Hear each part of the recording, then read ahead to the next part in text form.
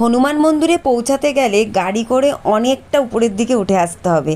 তো আমরা পৌঁছে গেছি হনুমান মন্দিরে। তোমরা দেখতে থাকো, সত্যি এই জায়গাটাও খুবই সুন্দর।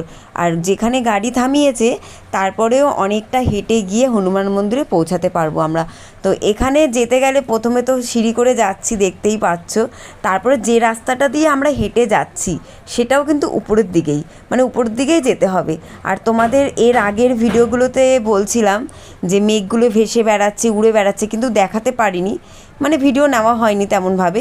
কিন্তু এবার তোমাদেরকে দেখাবো সত্যি মেঘগুলো কেমনভাবে ভেসে বেড়াচ্ছে আর উড়ে বেড়াচ্ছে, তোমরা দেখে নাও।